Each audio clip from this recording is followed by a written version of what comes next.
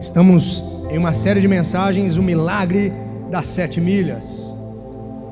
Stephen Furtick que escreveu esse livro e tem nos impactado de uma forma sobrenatural, onde nós falamos das últimas palavras de Jesus na cruz, as últimas declarações de Jesus na cruz que faz toda a diferença em nossas vidas. Se você perdeu alguma das mensagens, nós fizemos 3 mensagens. Essa está sendo a última. Nós hoje estamos celebrando a ressurreição do nosso amado Jesus. Quando eu olho para a cruz, eu sinto tanta paz e tanto alívio, porque a nossa cruz é vazia. E por quê, pastor? Porque nós celebramos aquele que reina e vive para todo sempre. Diga amém. Uau, glória a Deus. E como nós fomos abençoados através dessa série. E antes de recapitular tudo que nós falamos e nós chegarmos à nossa conclusão de hoje, eu quero te dizer que nessa noite Deus te chamou para um reencontro com a presença dEle. Diga amém. Eu quero declarar aqui que pessoas que há muito tempo não tinham uma experiência com Deus, hoje você vai ter uma experiência sobrenatural com o amado Espírito Santo. Diga amém. Quando você diz amém, você está declarando: assim seja, eu tomo posse, essa palavra é para mim. Você que nos acompanha online, de todos os cantos do Brasil, que essa presença que está sendo manifesta aqui possa alcançar a tua casa, a tua família, em nome de Jesus. Eu queria que você abaixasse sua cabeça e fechasse seus olhos. Mas antes, levanta a cabeça de novo, olha para mim. Eu não posso deixar de apresentar meus amigos de Araçatuba que vieram nos prestigiar hoje. São líderes na nossa igreja mãe, líderes do backstage, líderes da comunicação, dos stories, da fotografia. Meninas, aproveitem, tá? Acabar a celebração, vocês grudam nele. Está aqui o Cringer, está aqui a Gabi Baioc, o seu marido, a Lê. É que eu esqueço o nome, gente, é normal, o pastor esquece mesmo. Fica de pé. O Cringer já está ali. Aplauda Jesus pela vida deles. Foram a semana inteira de Alto de Páscoa, aquela correria. Eu até vi uns stories do Cringer. Saiu tarde porque teve que desmontar todo o cenário lá, e de manhã já estava na igreja. E vieram para cá, eu vi até a fotinha, cada um com uma latinha de energético. Mas vieram nos prestigiar. Glória a Deus pela vida de vocês. Obrigado pela visita. Agora pode abaixar sua cabeça, fechar seus olhos, nós vamos orar. Ore por você. Ore por mim. Quantos anos de ministério, Gabi? 6 anos líder do backstage. E você, Cringer? 5 anos. Glória a Deus. Ore para que essa mensagem venha a entrar e penetrar no teu coração de uma forma sobrenatural. Ore por você e ore por mim. Querido Deus e eterno Pai, nós te damos graça, louvor e adoração nessa noite. Um domingo especial onde nós celebramos a ressurreição do teu Filho Jesus, aquele que está à destra do Senhor, no alto e sublime trono. Obrigado pela tua presença manifesta em meio aos louvores. A tua palavra diz que o Senhor habita em meio aos louvores, e foi palpável sentir a tua presença em meio aos louvores. E nessa noite eu chamo à existência curas, sinais e maravilhas.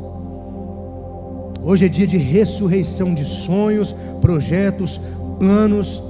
Eu quero declarar que aquilo que estava morto dentro de você vai ressuscitar para a glória do nome de Jesus.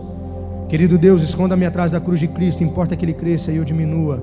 É a oração que eu faço no nome santo e poderoso de Jesus. E a igreja diz: amém. Aplauda mais uma vez. Bom, estamos numa jornada de 7 milhas, uma jornada até a presença de Deus. E quão especial foi essa série de mensagens. Esse livro nós não temos disponível na nossa loja, mas você pode comprar pela internet, o milagre das 7 milhas. Em 3 mensagens a gente não consegue compartilhar todo o livro, mas é um livro rico de sabedoria, de fato, a experiência que Jesus teve na cruz. A cruz não foi apenas para te tornar um cristão da boca para fora. A cruz ela é muito mais profunda daquilo que a gente até imagina. A primeira palavra de Jesus na cruz foi sobre perdão. onde o próprio Senhor diz: Pai, perdoa-lhes, pois eles não sabem o que fazem. Jesus está pregado numa cruz, foi açoitado, foi chutado, foi acusado, está ali pregado numa cruz, 6 horas pregado numa cruz.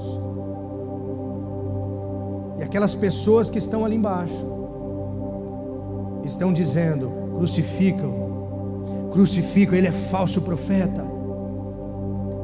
As mesmas pessoas que estavam na entrada triunfal dizendo Hosana nas alturas, está dizendo crucificam.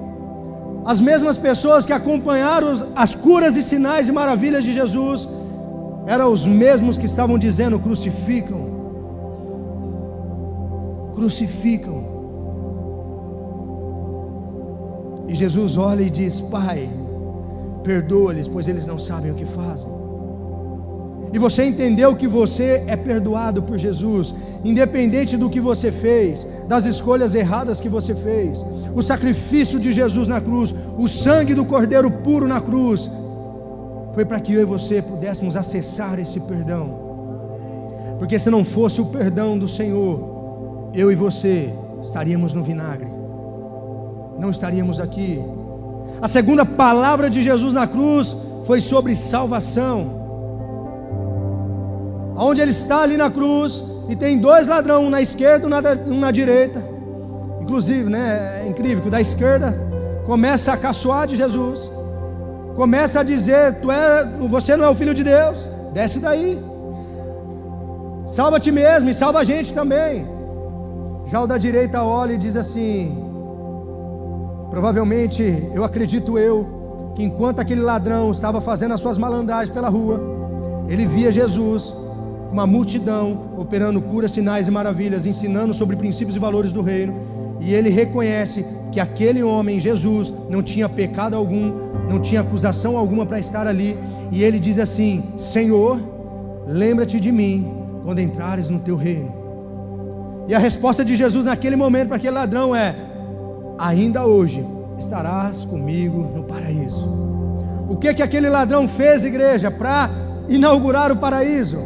Repete comigo: nada, apenas creu que Jesus era o Filho de Deus. Ele não foi para a igreja, ele não foi um ofertante, ele não foi um dizimista, ele não serviu há 6 anos no ministério, Gabi, mas ele creu que Jesus era o Filho de Deus. Romanos 10:9, se você confessar Jesus com a tua boca e crer no teu coração que Deus o ressuscitou dentre os mortos, você será salvo.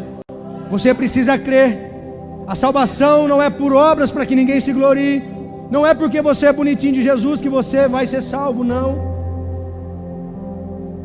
Você pode muito bem estar frequentando uma igreja e não receber a salvação. Eu sempre digo isso: banco de igreja não santifica ninguém, senão a gente vendia para você levar para casa. O que vai te santificar é um relacionamento íntimo com Deus. E um dos motivos do sacrifício de Jesus na cruz foi para que eu e você pudéssemos ter um relacionamento com o Pai.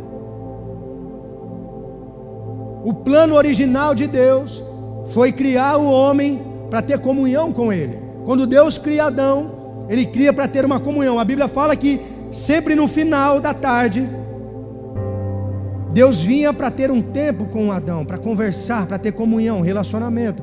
Mas o pecado entrou no mundo e esse relacionamento ele foi rompido.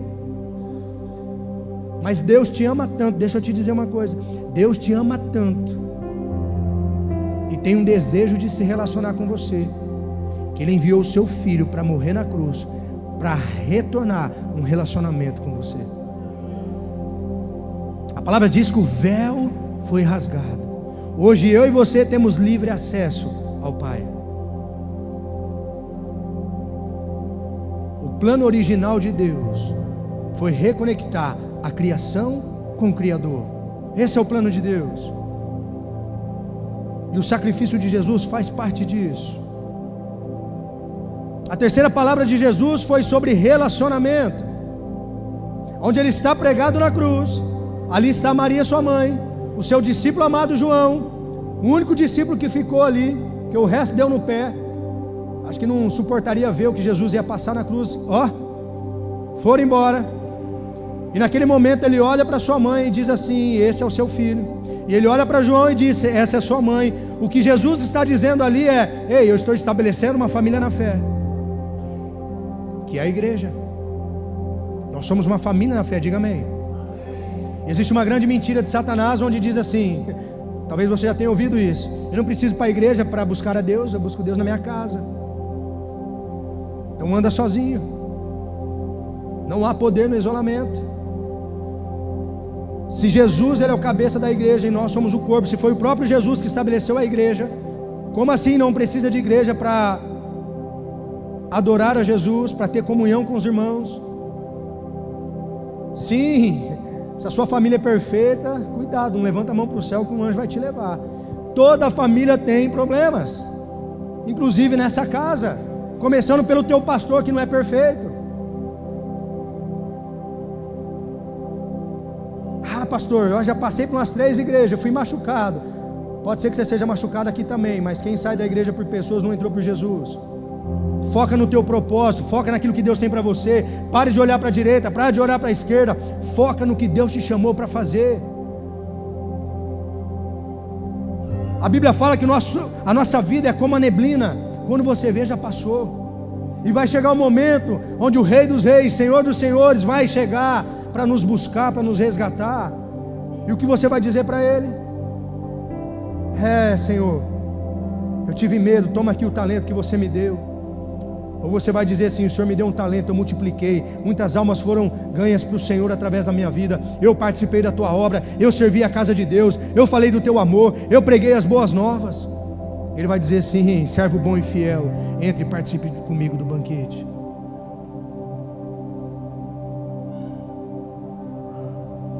Então não ande sozinho, não ande sozinho.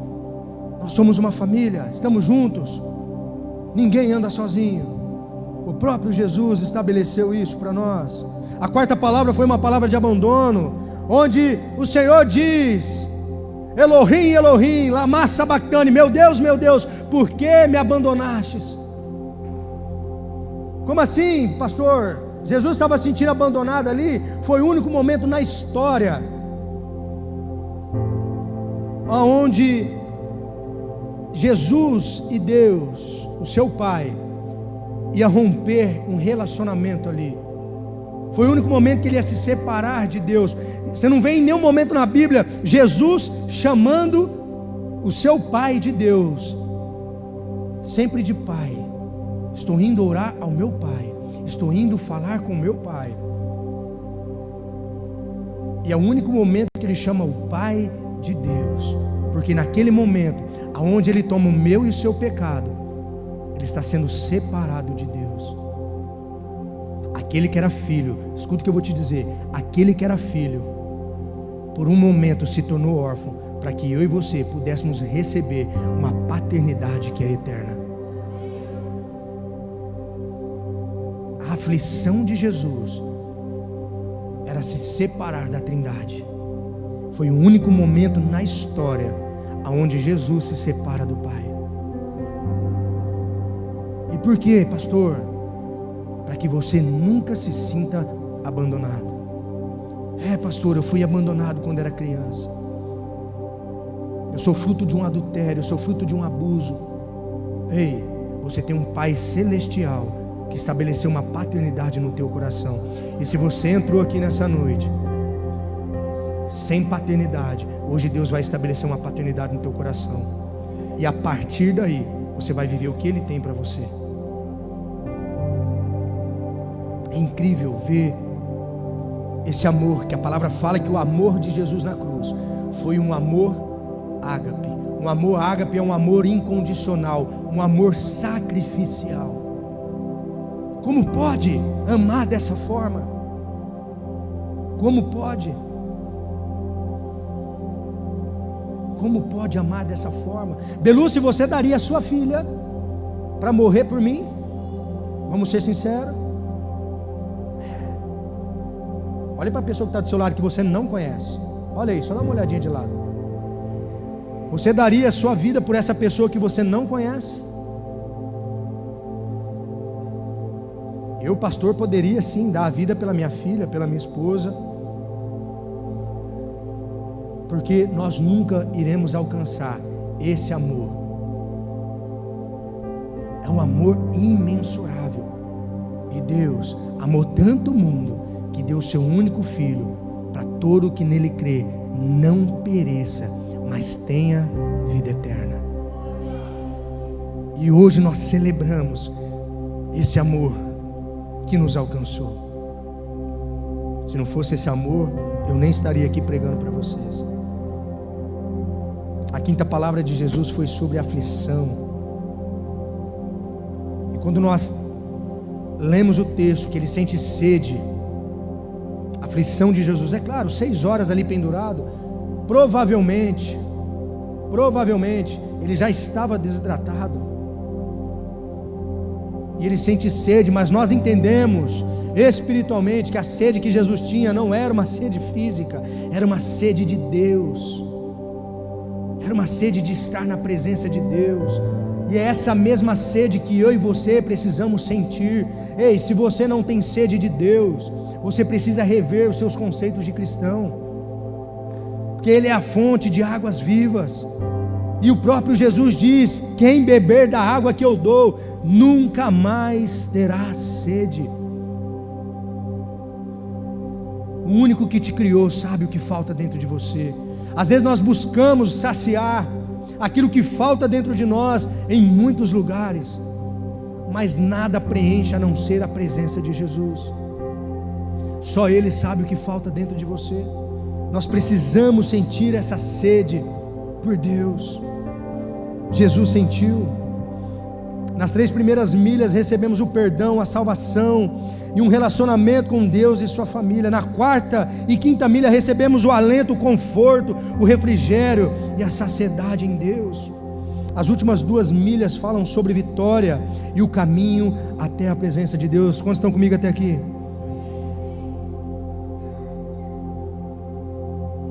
A 6ª milha, repete comigo, uma palavra de triunfo. Jesus disse: está consumado. João 19:30, parte B. Jesus disse: está consumado. Logo após ter recebido o vinagre, deixa eu te dizer uma coisa. Quando nós lemos na palavra que Jesus sentiu sede e os soldados foram lá e colocaram vinagre na boca de Jesus, irmão, não é esse vinagre que você faz no almoço, não. Tempera a salada, não. Mas é um assunto para outra hora. Mas quando você começa a mergulhar nas Escrituras, a buscar conhecimento, você vê que até esse vinagre foi uma humilhação para Jesus. Quando Jesus sente sede, eles colocam um vinagre para Jesus, foi uma humilhação. E após esse momento dele saciar a sua sede, Jesus foi direto para essa frase poderosa de triunfo: está consumado. Jesus sabotou o plano do diabo. Ele sabotou. Os inimigos de Cristo deviam pensar naquele momento, com essa palavra, que Jesus desistiu. Está consumado. Ele desistiu. Mas não, na verdade o que ele estava dizendo: não há mais nada que eu precise fazer, cumpri a minha missão, eu venci. Está consumado. Tetelestai significa acabou, zerou. Eu triunfei, eu venci, acabou. Todo o sofrimento da crucificação chegou ao fim. O trabalho de toda a vida de Jesus como homem chegou ao fim. O sacrifício necessário do Cordeiro Pascual para expiar o pecado do mundo foi feito, acabou. Todas as profecias acerca da sua vida estavam completas. O sacerdócio, os sacrifícios, assim como todo o sistema que representava a adoração no templo e rituais acabaram, foram substituídos pelo sacrifício de Jesus na cruz. O domínio do pecado e da morte do diabo acabou. A cabeça da serpente foi esmagada por Jesus. O grito foi de vitória e não de lamento. Tetelestai, esse triunfo, deixa eu te dizer uma coisa, foi por mim e foi por você. E muitas vezes eu e você enfrentamos batalhas que olhamos para nós e dizemos assim: não tem mais jeito, Eu já tentei várias vezes, eu já quebrei a minha empresa várias vezes, eu já casei várias vezes, não vai dar mais certo. Eu já tentei engravidar, já tem alguns anos, eu desisti. São batalhas que eu e você enfrentamos, e muitas vezes, deixa eu te dizer uma coisa, queridos, essa batalha é espiritual. A palavra de Deus diz que a nossa luta não é contra carne nem sangue, mas principado e potestade nas regiões celestiais. Quando nós falamos de principado e potestagens, fala sobre governo celestial, sobre governo no mundo espiritual. Mas Jesus diz: o governo está sobre os meus ombros, eu venci. Tem gente que tem medo do demônio, tem gente que tem medo de Satanás. Ei, Deus, a partir do momento que Jesus diz tetelestai, está consumado, Ele está ortogando para você autoridade espiritual. Tem famílias adoecendo por conta de uma batalha espiritual. Ei, manda Satanás calar a boca. Se tem uma coisa que eu não faço é discutir com o demônio. Tem demônio que é barulhento, tem demônio que gosta de fazer arruaça. Eu simplesmente, na autoridade do nome de Jesus, eu digo: chega, sai agora, em nome de Jesus. Ei, não tenha medo de demônio. Sim, eles existem, o mundo espiritual é mais real do que o que você está vendo. E muitas vezes ele atua em nossa mente, lançando dardos inflamados, dizendo que você não vai conseguir. Essa batalha é muito grande para você. Mas deixa eu te dizer, maior é aquele que habita em você do que o que habita no mundo. Eu me lembro quando eu expulsei meu primeiro demônio. O primeiro você nunca esquece, você expulsa com medo, mas depois você toma gosto. Muitas vezes ele quer zoar da sua cara. O primeiro demônio que eu fui expulsar sentou do meu lado. Ele teve a cara de pau de olhar para mim e dizer assim: você bebe? Eu falei: não, eu não bebo não. Ainda falei: só bebo água com gás. E a partir de hoje você vai ser liberto. Falei para o homem que estava me ouvindo. Tem uns que se joga no chão, faz barulho. Ei, você tem autoridade. Hoje você tem livre acesso a Deus. Hoje você não precisa pedir, ficar correndo atrás de profeta para saber o que Deus tem para você. Você acessa o próprio Senhor. Você não precisa pedir para o pastor: pastor, ora por mim. É o crente 6 horas, já conhece? 6 horas por mim, 6 horas por mim. Ei, você não precisa. Tudo bem, pode vir, eu oro por você, eu imponho as mãos sobre você, mas você tem livre acesso ao Pai. Entra na tua casa como um soldado, igual essas meninas entraram aqui, igual um anjo. Bate o pé lá, fala: essa casa eu consagro ao Senhor, a minha família é do Senhor, os meus filhos são do Senhor, o inimigo não tem autoridade sobre a minha casa. Ei, demônio, bate em retirada, por um caminho você vem e por 7 você vai embora. Essa casa é do Senhor, a minha mente é do Senhor, o meu coração é do Senhor. Senão você vai perder essa batalha. Tetelestai, está consumado. Pastor, eu estou enfrentando uma batalha que o senhor nem imagina.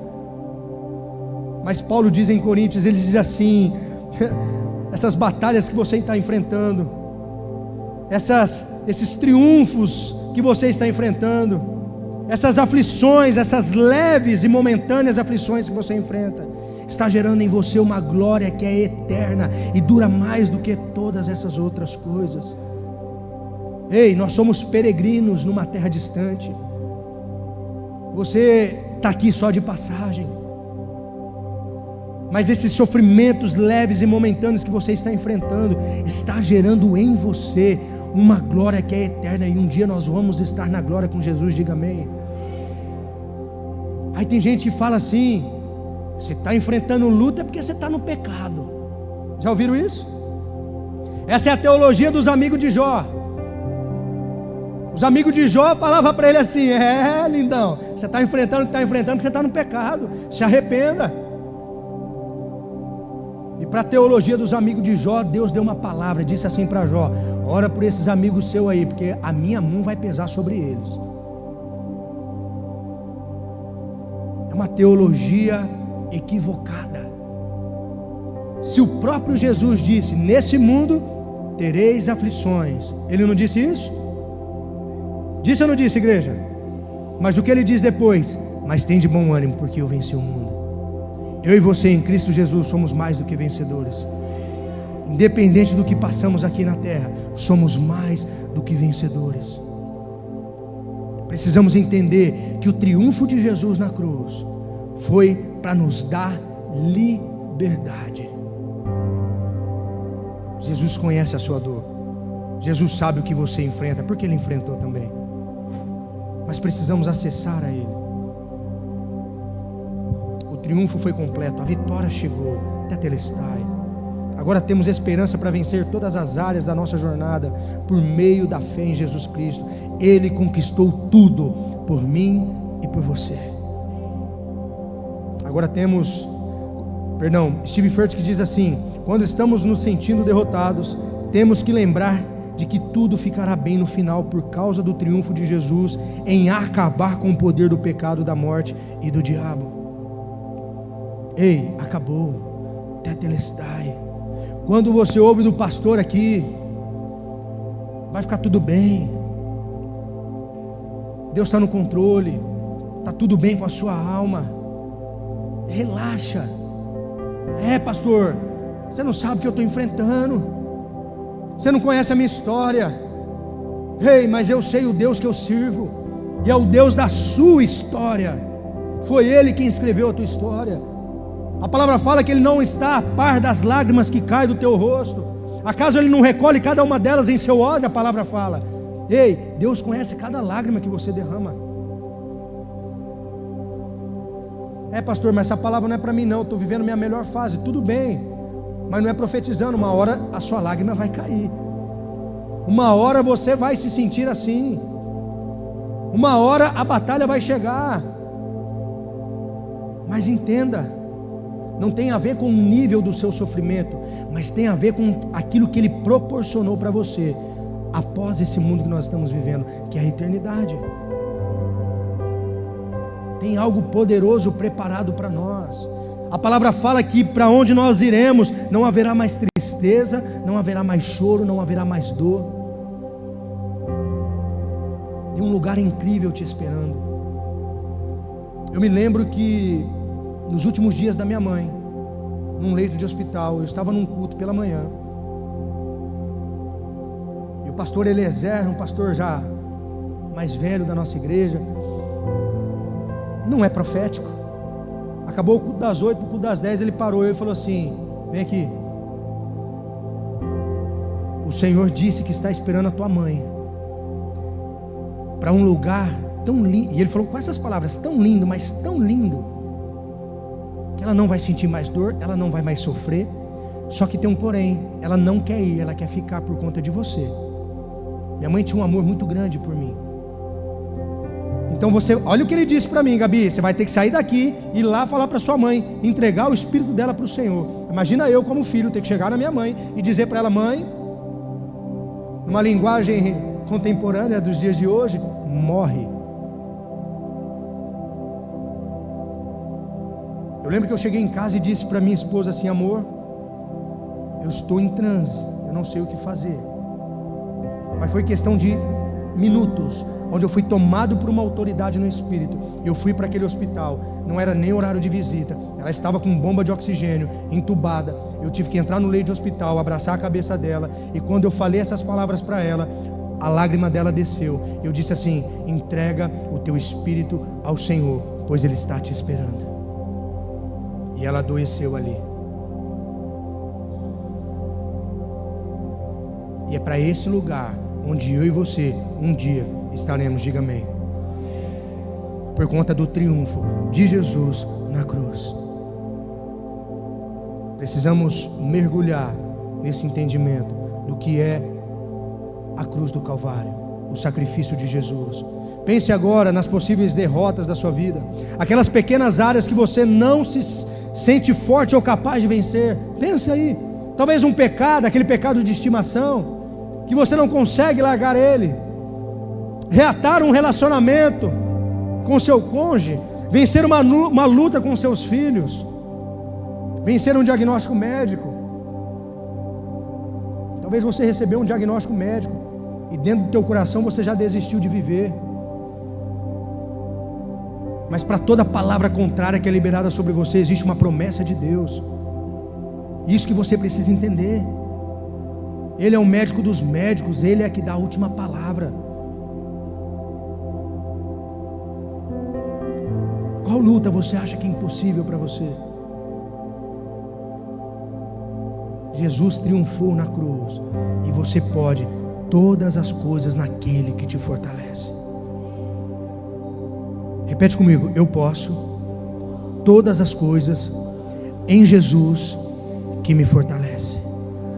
Aleluia. Jesus venceu e governa sobre tudo e sobre todos. E a última palavra de Jesus, a 7ª milha. Repete comigo: uma palavra de reencontro. Jesus bradou em alta voz: Pai, nas tuas mãos eu entrego o meu espírito. Tendo dito isto, expirou. Pai, em tuas mãos eu entrego o meu espírito. O momento mais esperado chegou, onde Jesus se reconecta com o Pai novamente. Foi uma palavra de reencontro, onde desde o início, desde quando o mundo é mundo, já estava predestinado isso acontecer, onde Jesus ia se separar do Pai, mas em algum momento ele ia se reconectar com o Pai de novo. Vê se isso não parece com a minha e a sua história. Todos nós nascemos com a natureza pecaminosa, e queridos, é tão gostoso ter um relacionamento com Deus, é tão gostoso ouvir a Deus. Muitas vezes a gente mais fala do que ouve, mas pela fé a gente crê que Ele também está ali. Ele é o mesmo ontem, hoje e será para sempre. Diga amém. É o mesmo Deus que operou sinais no passado, opera sinais hoje e vai operar no futuro. Diga amém.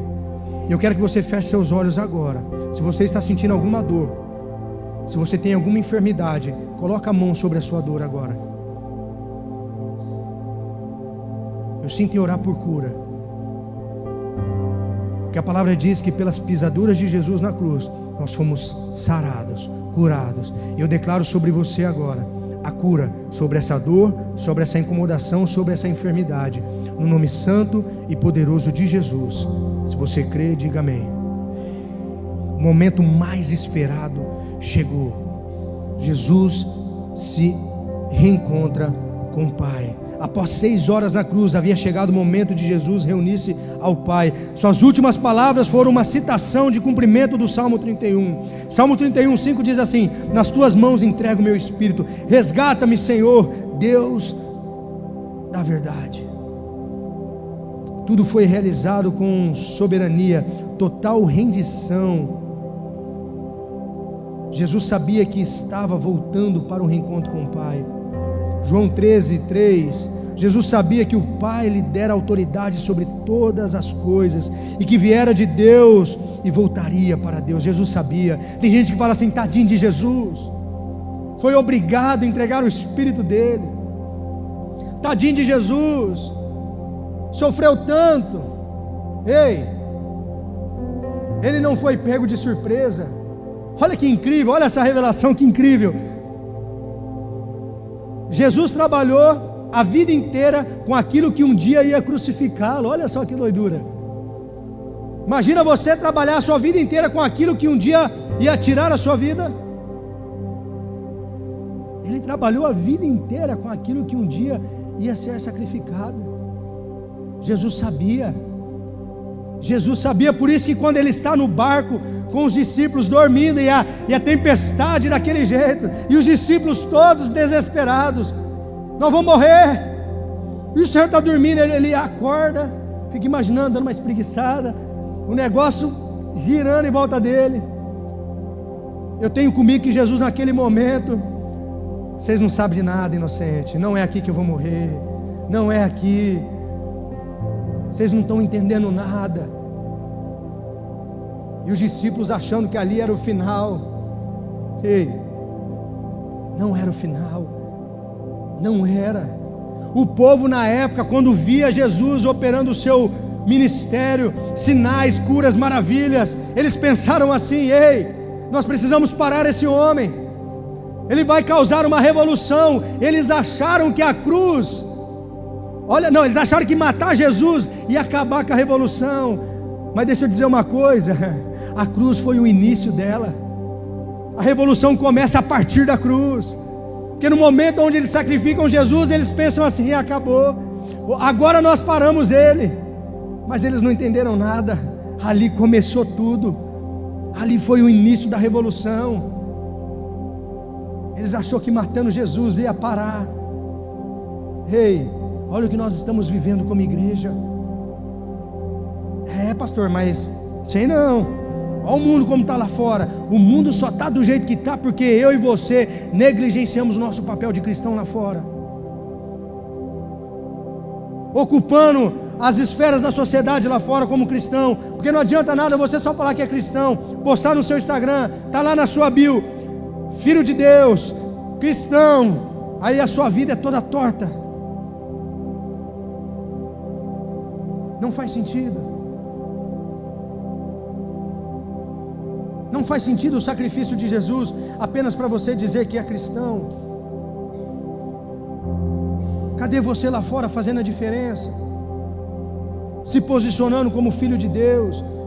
Nesse momento agora, tem milhares de cristãos pelo mundo sendo decapitados por pregar o Evangelho. Tem países que é proibido falar o nome de Jesus. E tem irmãos nossos na fé sendo mortos agora por pregar o Evangelho. E muitas vezes eu e você não conseguimos pregar nem para o nosso vizinho. Reclamamos que ele joga folha na nossa calçada.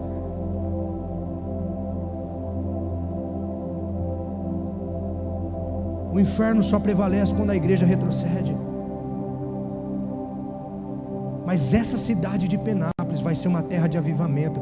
Deus já disse ao meu coração, aqui vai ser foi essas palavras que eu ouvi do Senhor, vai ser um celeiro de avivamento. Uma pequena cidade de quase 70 mil habitantes, ali tem o mover de Deus. Essa declaração que nós colocamos, a nova sede do Amor e Cuidado, já está em andamento. Nós vamos ganhar essa cidade para Jesus. Nós vamos entrar em becos e vielas e vamos pregar as boas notícias de Jesus. E pastor, se alguém não quiser ouvir, faça o que Jesus falou para os discípulos, quando envia os 12 para pregar o Evangelho: aqueles que rejeitarem vocês, sacode a poeira da sandália e continua. As pessoas precisam ouvir do Evangelho, do triunfo de Jesus na cruz. Elas precisam ter um reencontro com Jesus, e através da sua vida. Hoje vai ser liberada uma capacitação evangelística sobre você, um óleo sobre a tua cabeça. Jesus não foi uma vítima passiva, como parecia aos que observavam, mas sim, ele foi um agente ativo em sua morte sacrificial, diz Stephen Furtick. Ele quis fazer aquilo, já estava certo. Jesus havia dito aos seus discípulos que tinham o poder e o direito de escolher a sua vida em morte e ressurreição. Olha o que diz em João 10:17, e o louvor já pode subir. Por isso é que meu Pai me ama, porque eu dou a minha vida para retorná-la. Ninguém a tira de mim, mas eu dou por minha espontânea vontade. Tenho autoridade para dá-la e para retorná-la. Esta é a ordem que recebi do meu Pai. Assim que Jesus entregou o seu Espírito, ele voltou para o Pai, e ao terceiro dia ressuscitou. E hoje nós celebramos esse dia extraordinário, que é a ressurreição de Jesus. Diga amém. Os discípulos a caminho de Emaús caminhavam 7 milhas. As 7 milhas caminhando com Jesus ressurreto, caminhando ao lado deles. Eu e você, nós estamos nessa mesma caminhada. Nós estamos essas 7 milhas até o nosso reencontro com Deus. E deixa eu te dizer, essa caminhada muitas vezes não vai ser fácil. Muitas vezes vão acontecer coisas que vão nos machucar, vão nos entristecer, mas nós não podemos desistir da nossa fé. O que nós precisamos é orar por discernimento espiritual, porque naquele momento os discípulos estavam andando e Jesus com eles, a palavra fala que eles não o reconheceram. Espiritualmente os olhos estavam tapados, eles não viram Jesus. E quantas vezes eu e você não caminhamos dessa forma? Quando está tudo bem, glória a Deus, Jesus está comigo, eu estou voando, aí a batalha vem, o Senhor me abandonou, Deus não me ama. É igual Jó, no final do seu livro, que Jó começa a fazer algumas perguntas para Deus, e Deus é tão generoso, tão bonzinho, que Deus fala: pode perguntar, Jó, qual é a sua dúvida, meu amado? E Jó faz algumas perguntas para Deus, e Deus deixa Jó perguntar. Aí Deus olha para Jó e diz assim: você já perguntou? Legalzão, tem mais alguma dúvida? Agora eu vou te fazer a pergunta: onde você estava, onde eu lancei os firmamentos da terra? Onde você estava, onde eu estabeleci a divisão entre o mar, onde eu fiz tudo, onde eu criei tudo, aonde você estava? Temos que parar de questionar a Deus, de querer entender. Bill Johnson diz: você quer experimentar a paz que excede todo entendimento? Quantos aqui querem experimentar a paz que excede todo entendimento? É legal. Ele diz assim: então você precisa perder o seu direito de entender, para que você experimente a paz que excede todo entendimento. Perca o seu direito de entender. Muitas vezes a gente quer questionar Deus, o porquê isso está acontecendo, o porquê eu estou enfrentando isso. Ei, todo deserto é um aprendizado. Aprenda com os desertos, aprenda com as dificuldades. Isso vai gerar em você fortalecimento, sustentação, raiz, para você sustentar tamanha bênção que Deus tem liberado sobre a tua vida. Foi assim, quando você olha para a galeria dos heróis da fé em Hebreus, você vê que cada um deles enfrentou batalhas que eu e você provavelmente não iremos enfrentar aqui. E eles não desistiram da fé, permaneceram até o fim. Eu e você estamos na mesma perspectiva. Podemos agora encontrar com Jesus vivo. Ele é a porta. Ele diz em João 10:8: eu sou a porta, e quem entrar por essa porta, ei, será salvo. Ele diz: eis que estou à porta e bato. Quando Jesus diz eis que estou à porta e bato, Ele não está dizendo para os não crentes, porque a gente usa esse versículo para evangelizar. Quantas vezes eu não usei isso? Numa praça, numa escola, num bairro, fazendo um ato de amor. Ei, Jesus está batendo na porta do teu coração, Ele quer entrar. Mas Jesus aqui, quando a palavra fala eis que estou à porta, Ele está falando para a igreja, Ele estava falando para os crentes. Porque de nada vale, queridos, uma igreja linda como essa, um povo bonito como esse no louvor. Que adoração, meu Deus, olha que povo lindo. Uma igreja cheirosa, uma igreja zelosa, mas se não tiver a presença de Jesus aqui dentro, de nada vale. Pode estar todo mundo pulando de alegria, adorando, mas Ele está lá na porta batendo: ei, eu estou aqui fora, deixa eu entrar. Não adianta nada você ter uma casa linda, com piscina, pé direito alto, toda de blindex, você ter um carro, meu Deus. Hoje os carros, daqui a pouco você vai pedir um café, o carro vai te servir um café. Com a tecnologia do jeito que está, não adianta você ter todas essas coisas, sendo que o dono delas está do lado de fora. Não adianta. Eis que estou à porta e bato. Deus está falando para mim, para você. Ei, crente, eis que estou à porta e bato. E Ele termina dizendo: se você ouvir a minha voz e abrir a porta, eu entrarei e cearei com você, diz o Senhor. Quando Jesus diz ei, vou ceiar com você, Ele está falando de mesa, de intimidade. Tem pessoas que não têm paz nem ir na mesa dentro de casa, é sentar com família já dá briga. Comece a chamar Jesus para sentar à mesa. Ei, seja chapado igual eu, puxa uma cadeira, sempre uma cadeira a mais, e fala assim: amado Espírito Santo, senta aqui, participa desse momento conosco. creia, reconecte com o Senhor. Qual foi a última vez que você chorou na presença de Deus? Qual foi a última vez que você se prostrou diante da presença de Deus? Ei, olha aquela cruz, foi por você, foi por mim. Eu sinto paz quando eu olho para ela. Reconheça a presença de Jesus em meio à sua jornada. Reconheça Jesus, a presença dele em meio à sua jornada. Lucas 24:13, naquele mesmo dia, 2 discípulos estavam indo para uma aldeia chamada Emaús, que ficava uns 10 quilômetros de Jerusalém. Iam conversando a respeito de tudo que tinha acontecido. Enquanto conversavam e discutiam, o próprio Jesus se aproximou e ia com eles, porém os olhos deles estavam como impedidos de o reconhecer. Ei, já era o 3º dia. Jesus prometeu, sim ou não? Ei, eu estou indo, mas ao 3º dia eu vou ressuscitar. Eu vou restaurar todas as coisas. E já era 3º dia. Olha eu e você sem paciência, os ansiosos. Cadê Jesus? Ele não voltou. E muitas vezes quando a gente não vê, por estar cego espiritualmente, vê a manifestação de Jesus em nossa vida, a primeira coisa que a gente faz, o que aconteceu aqui? Para onde eles estão indo? Para Emaús. Eles estão voltando para a velha vida. Ei, pegou o discípulo, vamos embora, velho. Literalmente, ele nos enganou. Vamos voltar para Emaús. Estavam tristes, a palavra fala que eles estavam tristes, abatidos, pois Jesus não tinha ressuscitado naquele momento. Aí Jesus aparece e começa a caminhar com eles. Vocês estão falando do que aí? Aí eles olham e falam assim: você não está sabendo não?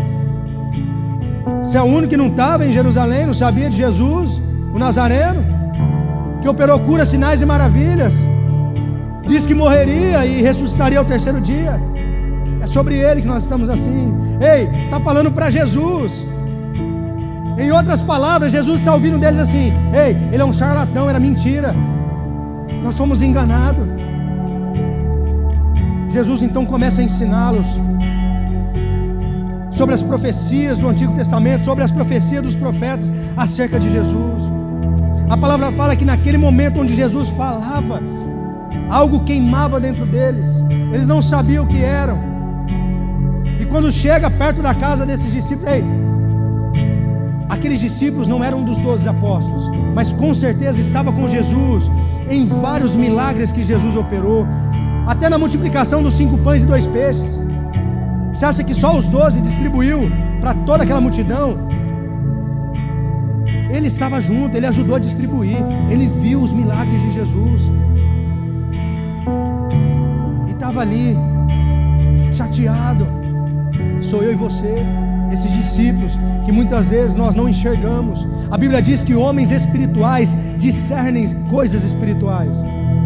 Você precisa buscar a Deus de uma forma espiritual. Tem gente que pega a Bíblia, é incrível. Eu já fiz isso, tá? Tudo que eu falo aqui, eu já fiz. Eu nunca vou te julgar.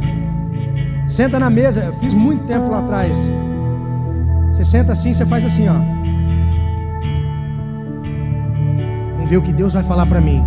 Você abre a Bíblia no meio, em alguma página. Ei, quando você for ler a palavra de Deus, que a palavra de Deus não contém as palavras de Deus, ela é Deus. A palavra de Deus é o próprio Deus se descortinando diante de nós. É aqui, é o próprio Deus. Então quando você for ler a palavra, existe uma diferença entre você ler a palavra e você meditar na palavra. Ora antes, consagra aquele momento, põe o celular no modo avião. Eu consagro esse momento ao Senhor.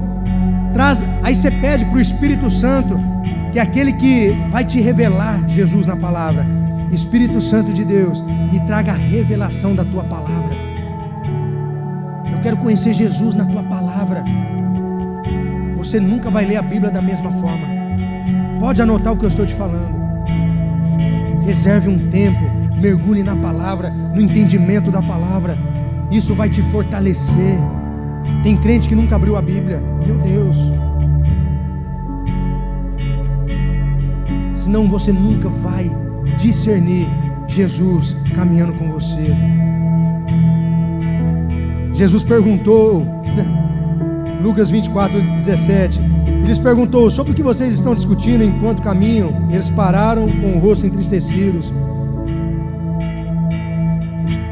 A pergunta de Jesus: vocês estão discutindo o quê? Por que vocês estão tristes? Eu gosto muito, esse versículo aqui marcou a minha vida. Olha só, antes de eu citar o versículo, olha o que essa frase diz: não há mais nada que possa nos separar do amor de Deus e a sua presença. Isso está em Romanos 8:38. Eu queria que você ouvisse esse versículo e fizesse dele uma verdade no teu coração.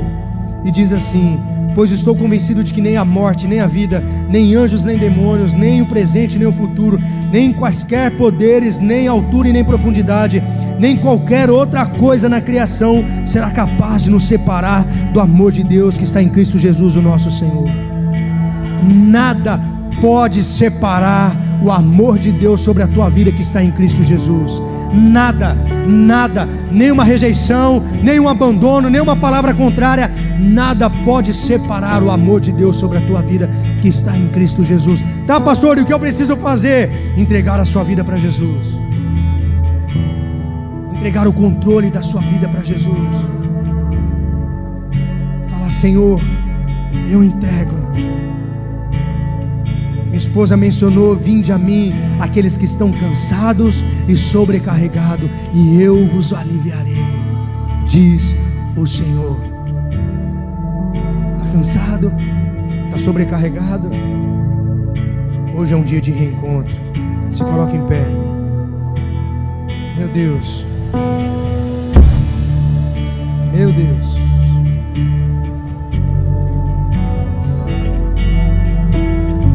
Ei, vença a incredulidade.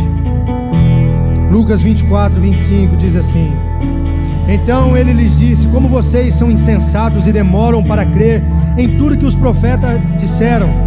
Não é verdade que o Cristo tinha que sofrer e entrar em sua glória? E começando por Moisés e todos os profetas, explicou-lhes o que constava a respeito dele em todas as escrituras. Ei, vença a incredulidade. Jesus não é apenas um homem na história, uma teologia. Ei, Jesus é um homem, Ele é real e Ele está presente em nossa casa. A palavra de Deus diz que onde estiver 2 ou 3 reunidos em seu nome, ali Ele estará no meio deles. Jesus está aqui. Jesus está aqui. Para de viver uma vida religiosa, de incredulidade. Ah, pastor, todo culto você fala, você chama a existência de curas, sinais e maravilhas, porque eu creio que o mesmo Deus é o mesmo ontem, hoje e será para sempre, e Ele opera curas e sinais hoje sim. E não tem a ver comigo, não tem a ver com você, mas tem a ver com o poder dEle, que é entoado sobre a terra. Existe cura para você, existe cura para suas emoções, existe cura para sua alma. Deus quer se reconectar com você. Ele quer ter um relacionamento com você. Você é livre de todo e qualquer julgamento. A palavra de Deus diz que o Senhor Jesus é o nosso advogado fiel que intercede por nós. Ei, você não foi abandonado. Você não é abandonado. Eis que estarei com vocês até o fim dos tempos, diz o Senhor dos Exércitos. Olhe para a cruz. Vamos, filha, adore. Olhe para a cruz. Olhe para a cruz. Olhe para a cruz. Ei, se não fosse a cruz, nós não estaríamos aqui.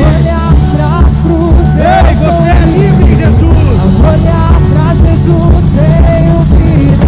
Você tem vida. Eu o adorarei. De graça, graça a Ele. Ao olhar para a cruz, eu sou livre. Ao olhar para Jesus, tenho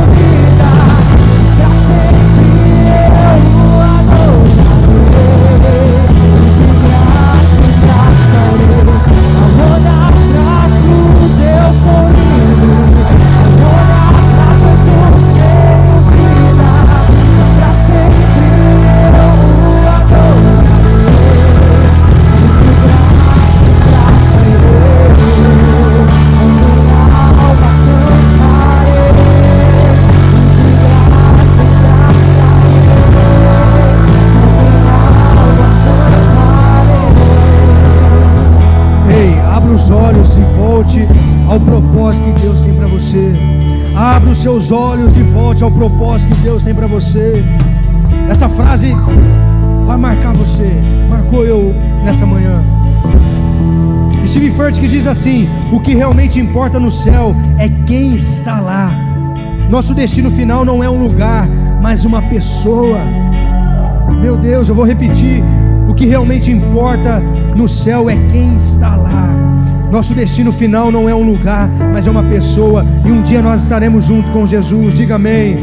O último suspiro de Jesus foi o seu primeiro suspiro. O último suspiro de Jesus foi o teu primeiro suspiro. Como você está se sentindo hoje? O que precisa ressuscitar na sua vida? Sai do seu lugar, vem para esse altar. A minha equipe de intercessão, os meus pastores, ministros estão aqui para orar por você. Você que se sente abandonada, que nunca recebeu um abraço de um pai, saia do seu lugar, vem aqui. Não tenha vergonha. Não se preocupe com o que as pessoas vão dizer, o que vão pensar de mim. Ei, o que importa é o que o Senhor pensa ao teu respeito. Ele tem bons pensamentos ao teu respeito. Jeremias 29:11: sou eu que conheço os planos que tenho para você, diz o Senhor, planos de fazê-lo prosperar e não de causar danos, planos de te dar uma esperança e um futuro. Essas são as promessas de Deus para você. Na cruz você é livre.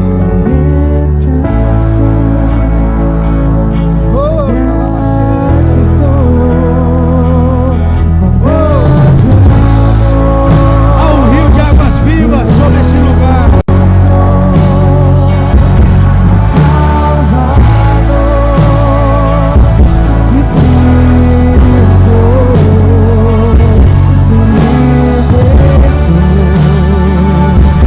eu declaro cura sobre as suas emoções.